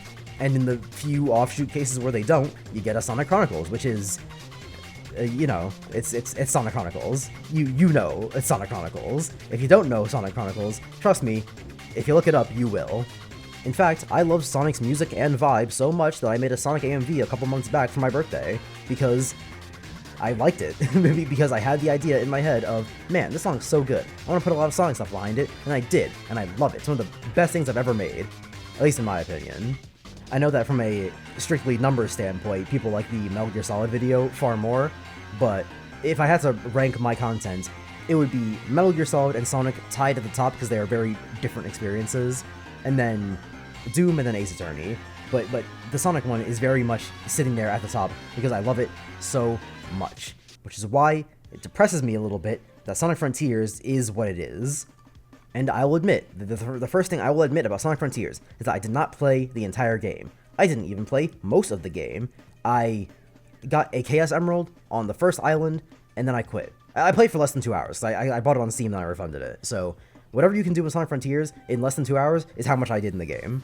And Sonic Frontiers was already off to a really bad start with me, because unlike other Sonic games, even bad Sonic games like Black Knight or 06, even bad Sonic games will still set out to wow you from the intro by having you watch a big CG cutscene that introduces you to the tone, and it just looks pretty. It can trick you into thinking that things are better than they actually are. Cough cough 06. But Sonic Frontiers doesn't have that. When Sonic Frontiers starts, it's an in-engine cutscene of Eggman talking about a bunch of bullshit. And even past that, it's an in-engine cutscene with Sonic, Tails, and Amy on a plane talking about a bunch of bullshit. What Sonic Frontiers could have benefited from was having an animated intro, like, for example, the 6-minute cartoon that they released before the game came out that explained what Knuckles was doing on the island that just isn't a part of the game for some reason. If I had enough time in these videos, I promise you that I would want to do a section about how Sonic is becoming too much of a multimedia franchise nowadays, to the point where they will put critical story things in YouTube videos that just aren't in the game in any capacity. Like, do they just expect everyone who's a Sonic fan nowadays to be participating in every single thing Sonic does? What if I'm a Sonic fan who likes playing video games? What about that? Did you ever think about that? What if I don't want to go to YouTube to watch the intro cutscene to a game that I own? But yeah, Sonic Frontiers already starts off on the wrong foot by not having an animated or CG intro in any capacity, to the point where I pointed that out in my Sonic AMV, as I even said in the description that part of the reason I included so many games in that whole AMV was because it annoyed me that Frontiers just didn't have anything. Same goes for Forces. Forces also doesn't have a CG intro. I'm noticing something. I'm noticing that a bad Sonic game doesn't have a CG intro, and people think that Frontiers is a good Sonic game, but I don't. Weird. Which, you know, I guess to finally get into the gameplay of what little of it that I actually did, the Sonic Frontiers just again, I admit that I did not play most of the game, but if the rest of the game is like what I played on the first island, I can't say it was ever going to get any better. Because of a few things. For one, stats are stupid. And now, of course, Unleashed also had stats, but the difference is that on Unleashed, you didn't really need any of them. Unleashed stats for daytime Sonic, I should say. For nighttime Sonic, obviously it got you like new moves and strength and stuff, but for daytime Sonic, which is what Frontiers controls like, so that's what I'm comparing. For daytime Sonic, I didn't really bother with the upgrades at all, because why would I want a bigger ring count? The faster I reach max rings is the faster I can have a superpowered Sonic, at least in Frontiers. In Unleashed, it was different, because obviously more rings is just better, but in Frontiers, like I said, there's no reason to want to have a maximum higher ring count, because the faster you hit your maximum, the faster you can go super. Well, not actual super, but that's a different thing. And the speed cap, dude, I'm playing an open world game. Why would you cap me on Sonic the Hedgehog's speed? What kind of fucking bullshit is that?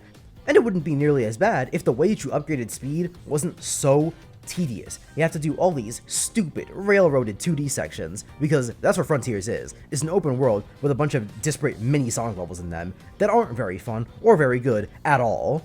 Also, you can get a bunch of shit tokens for upgrading your speed and your attack power, because that's another thing, attack power. Because guess what? We're doing the heroes thing again, where we have combat in a Sonic game. And I didn't really go into it much when I talked about heroes. I only talked about heroes having bad combat. But as far as I'm concerned, every Sonic game has had bad combat. Sonic has never, ever, ever done combat well. The best that a Sonic game's combat has ever been is in boss fights, or when they completely skip the combat like in Rush. Every single Sonic game that's ever tried to get you to engage with enemies in a more deep way than just you hit them once and they die has been bad, or at least has been bad in the combat side of things. Sonic 06 being one of the most prominent examples, obviously, but then there's also Heroes.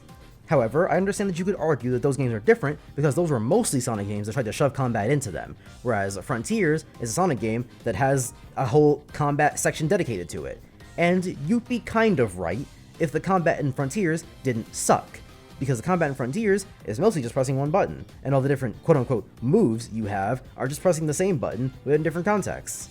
And not even contexts that are like all that important, really. Why would you ever want to use anything but the Sonic Boom and spamming the side loop over and over again? Even in the more pseudo-combat parts of Frontiers, the game still just kinda sucks dick. The two bosses that I fought against on the first island are the biggest examples of this. The first being Squid. Well, it wasn't the first, but the most egregious being Squid. Because with Squid, you do an auto-runner section, like in Colors, you know, back when those things were kinda fun. But it's not really all that fun with Squid, because it lasts way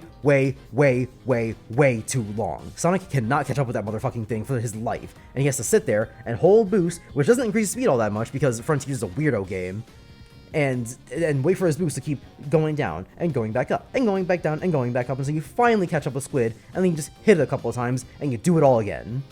And then there's Titan. I think it's called Titan. It's not Gigantos. Gigantos is the island boss. But whatever the big motherfucker is that you have to climb up the sides of, that boss is almost interesting. Because the idea of having to climb up the sides of the arms, and it gets progressively harder, is really cool. The problem is what happens when you get to the top of those arms, which is you press X a bunch of times, and then go back down. It's just not fun. And then there's the cyberspace levels, which are the thing that I think people are the most sour on when it comes to Frontiers, but people still generally like them. And as far as I'm concerned, the cyberspace levels are just bad, because they're designed very much like Generations levels, and like I said, Generations is a fantastic game.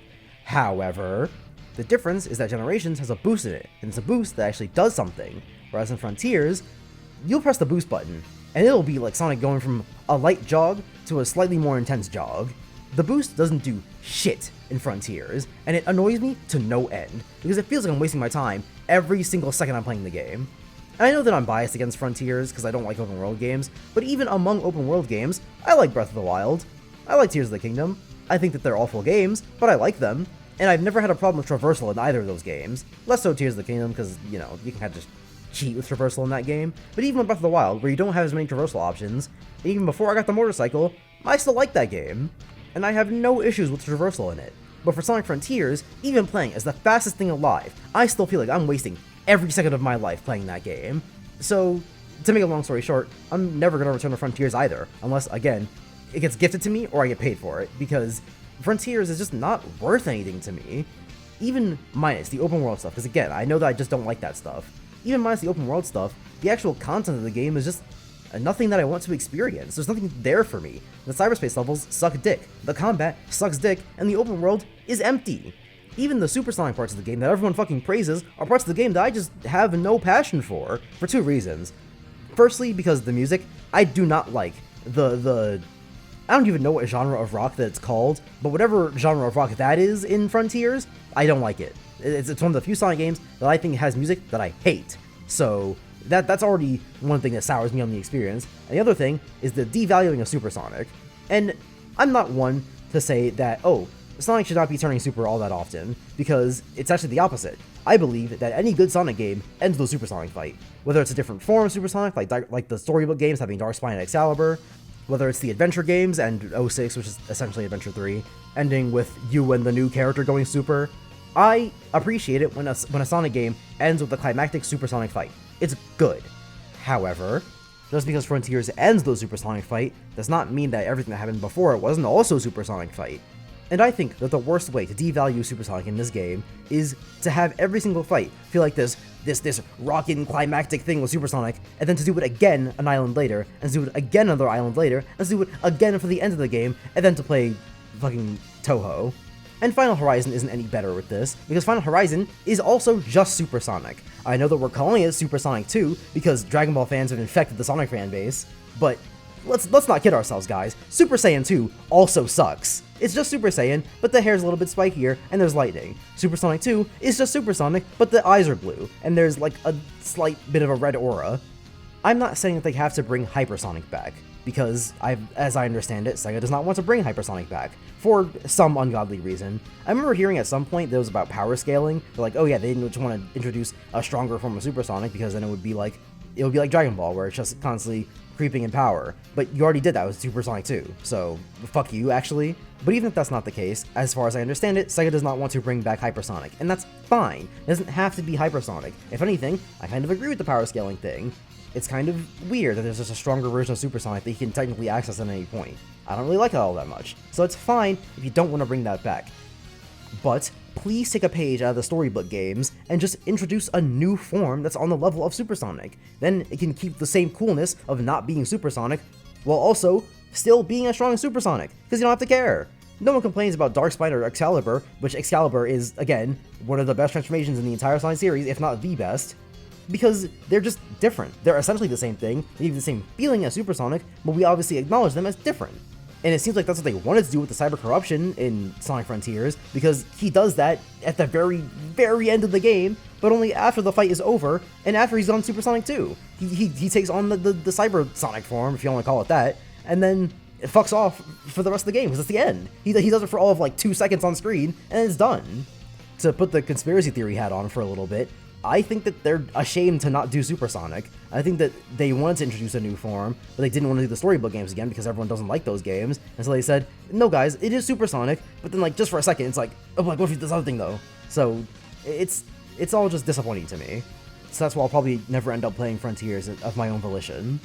Honestly, if we're talking about the storybook games again, fucking remake those. Just remake Secret Rings, but it's a good Sonic game this time.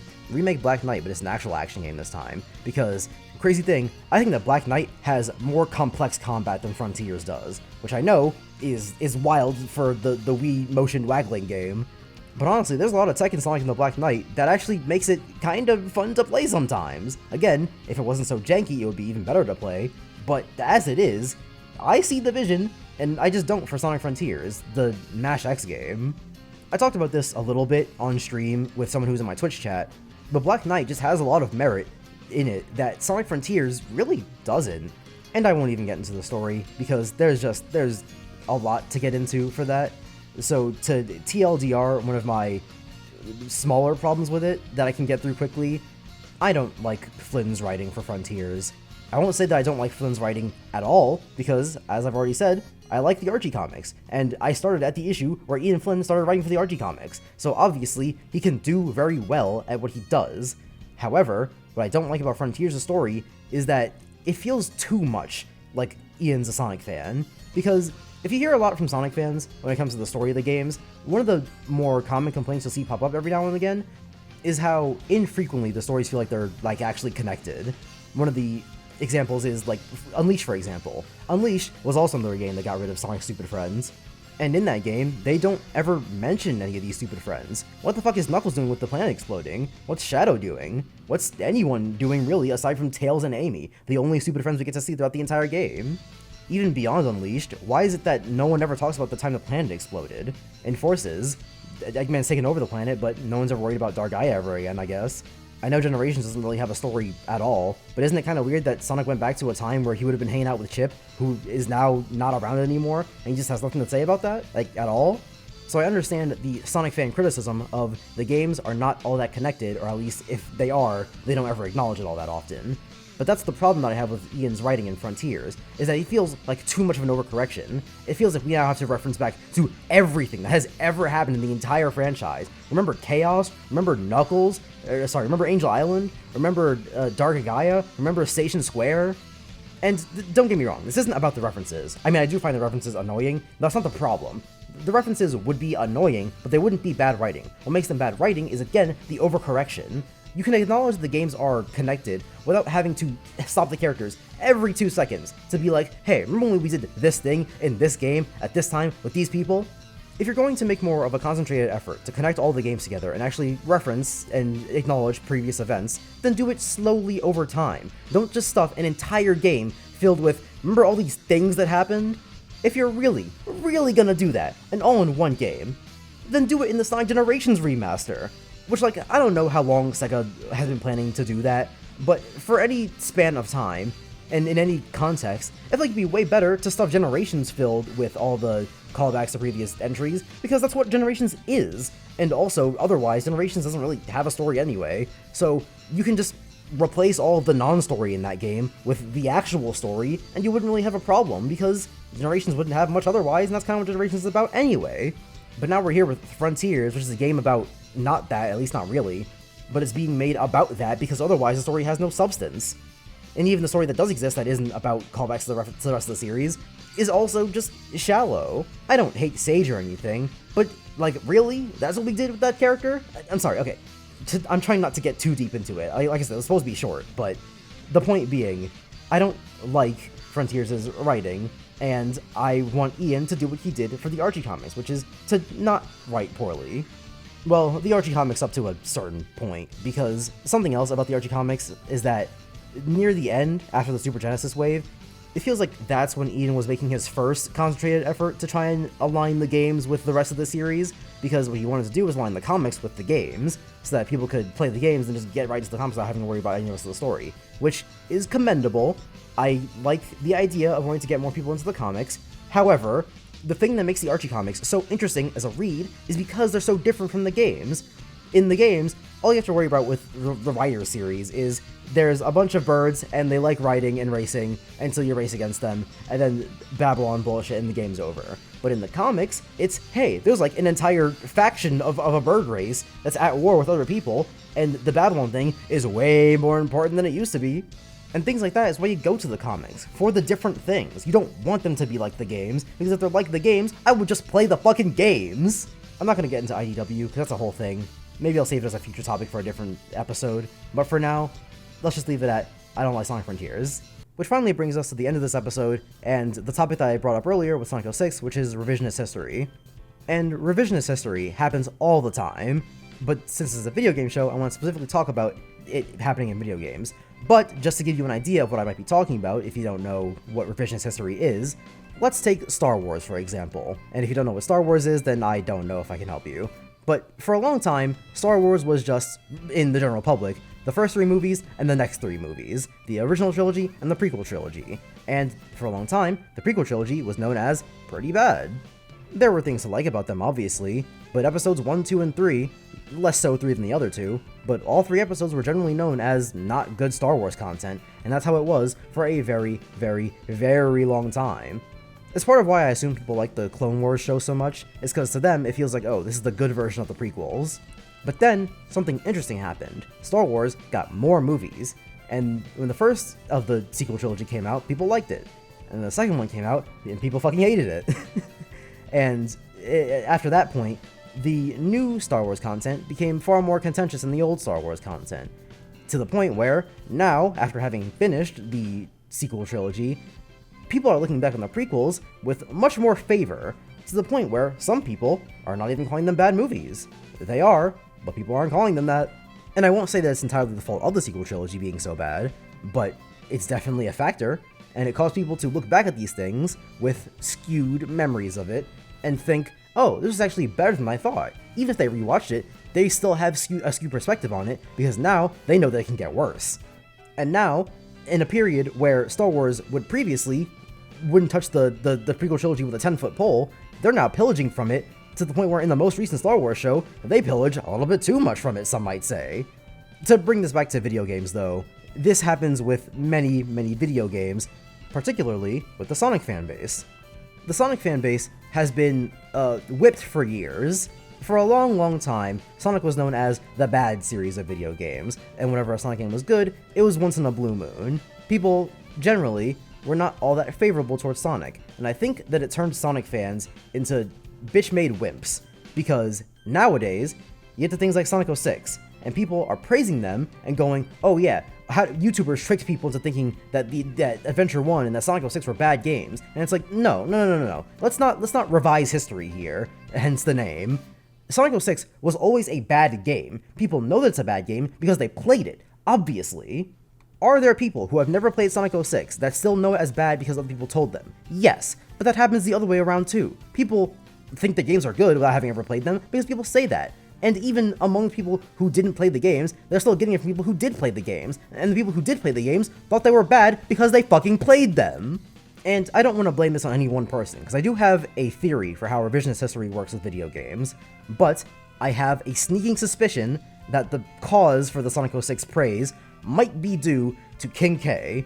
He's a YouTuber, and a video essay he made, like 2 years ago at this point, was about Sonic 06. I don't remember what the title was, but it was very favorable towards Sonic 06, and then when you watch the video, you find out the video itself is also very favorable to Sonic 06. And one of the things he says in that video is something that sticks out to me a lot, especially nowadays when people repeat it.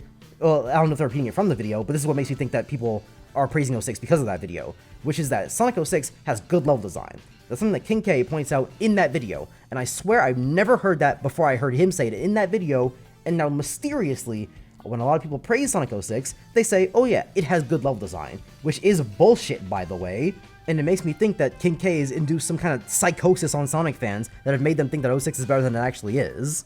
And the reason that I brought up earlier that Sonic fans are whipped is because it has made them overcorrect far too much in the other direction, saying that every Sonic game is good, and that they can't be bad, and I'm not talking about Pariah right here, but I could be. So they say that every Sonic game is good, even Sonic 06, which again was synonymous with a bad video game for a very, very, very long time. Not just bad Sonic game, bad video game. And so it's insane to me that people will overcorrect now and be like, oh no, Sonic 06 is actually good. But now to get to my theory on why this happens.